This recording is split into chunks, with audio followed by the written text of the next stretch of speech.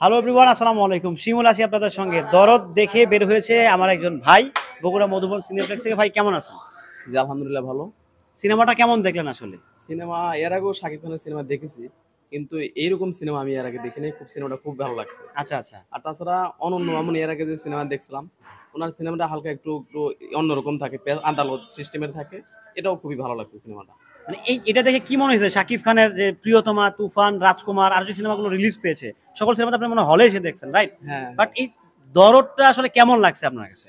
আমার কাছে তুফান বলেন, প্রিয়তমা বলেন, তার চেয়ে দরদ বেস্ট লাগছে। মানে তুফান প্রিয়তমার থেকে আপনার কাছে মনে হচ্ছে দরদ বেস্ট? হ্যাঁ, আমার কোন কাছে, জায়গাটা মনে হচ্ছে দরদ বেস্ট? কারণ এই সিনেমাটা সালমান খান, শাহরুখ খান হিন্দি সিনেমার যে ক্যাটাগরি, ওই ক্যাটাগরির মধ্যে এই সিনেমাটা মানে হয়েছে। বলিউড ক্যাটাগরিতে হয়েছে, আপনি জি জি সেটা জি, বলছেন। হ্যাঁ হ্যাঁ, আচ্ছা, সোনাল চৌহানের অভিনয়টা আসলে কেমন ছিল? অসাধারণ, অসাম। আর শাকিব খানের, আমাদের মেগাস্টার শাকিব খানের? এর কোনো বলার কিছু নেই, কারণ শাকিব খান আগের থেকে অনেক ভালো। All the best. আচ্ছা ঠিক আচ্ছা। আছে।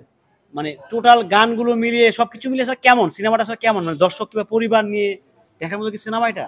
অবশ্যই এখানে কোনো আপনার অশ্লীলা কোনো নাই। ফ্যামিলি নিয়ে যে কেউ এখানে সিনেমা হলে আইসা দেখতে পারবো, কোনো সমস্যা নেই। আচ্ছা, শোনা যাচ্ছে মামুন ভাই একটা কথা খুব বলে বেড়াইতেছে যে এই সিনেমাটা দেখার পরে বউয়ের প্রতি জামাইয়ের ভালোবাসা বেড়ে যাবে। এটা নিয়ে আসলে আপনি কি বলতে চান?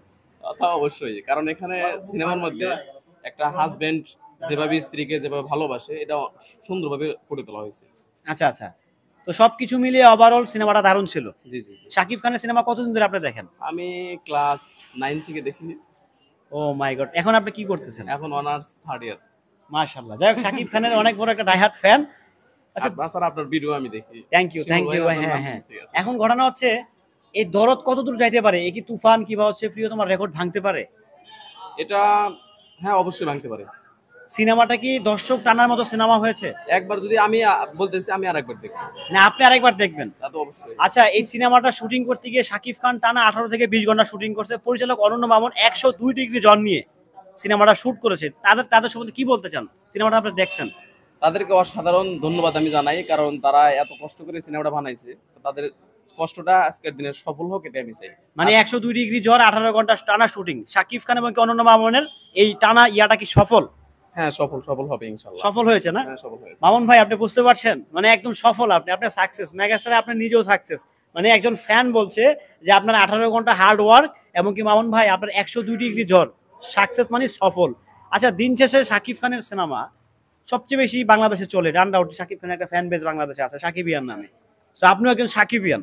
শাকিব খানের সিনেমা আসছে মানে হলে হলে মৌমাছি ঝাঁকের মতো দর্শক কেন আসে আসলে?